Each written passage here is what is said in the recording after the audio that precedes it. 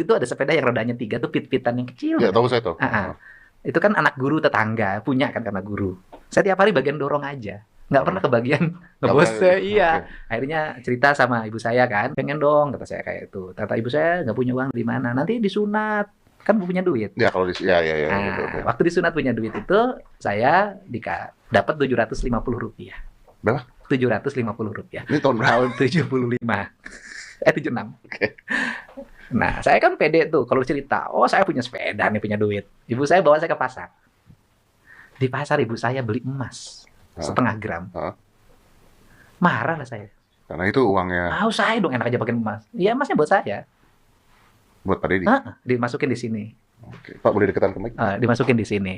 Kemudian, ya saya ngamuk kan.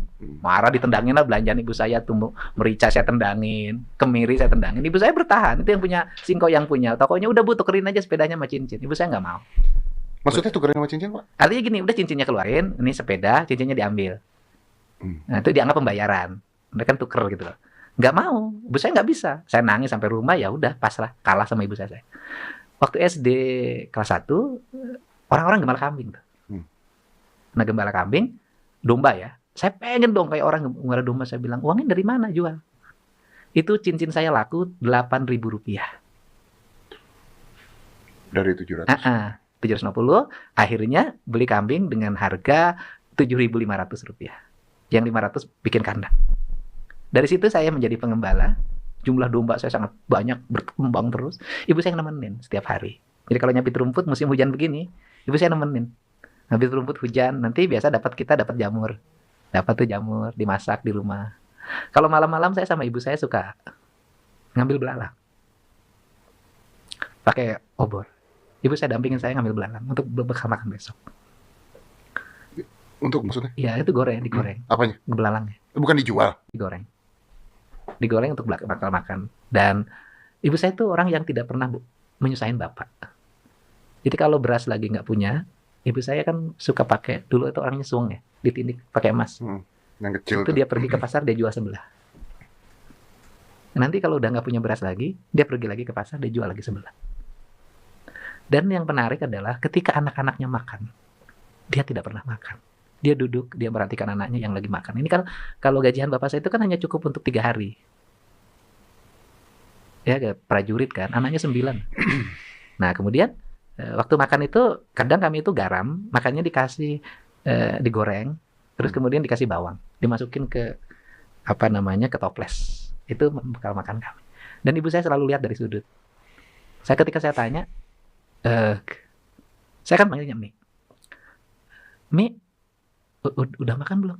Mi saya bilang, udah, jangan mikirin Mi, makan aja. Saya baru tahu ketika saya udah jadi wakil bupati, ibu saya itu kan kehilangan daya ingatnya. Itu 5 tahun. Ketika usia saya 22 tahun, ibu saya udah kehilangan daya ingat. Dia nggak kenal saya, kalau ketemu saya harus cerita dulu panjang baru dia meluk saya dan bilang, Didi.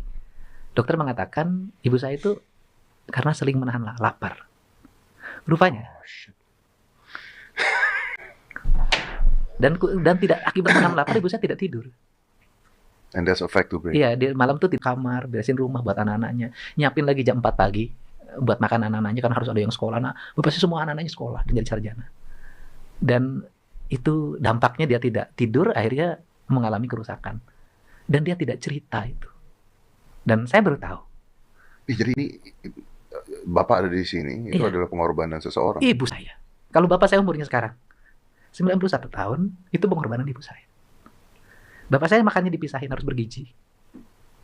Gelasnya beda, piringnya beda, tempat nasinya beda. Dan ibu saya melindungi bapak saya. Dan punya anak 9, anaknya sekolah. Tak ada 1 jengkal tanah pun kami yang terjual. Ibu saya tidak pernah jajan di warung.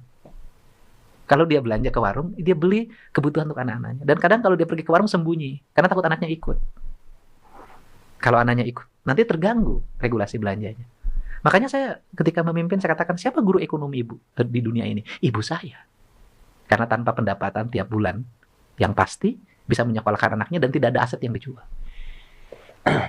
Nah, sehingga ketika ibu saya meninggal tahun 2023 bulan Februari, saya tahun berapa? 2023 wakil bupati waktu itu, 2023. 2003. 2023. Saya sumpah di depan kuburan bahwa saya akan menghabiskan seluruh hidup saya untuk membantu orang yang sebaya dengan Umi atau siapapun yang jadi masalah, dan itu adalah ibu. Jadi kalau apa sih yang buat energi saya sampai hari ini kok nggak berhenti? Sebenarnya bukan politik, ibu saya.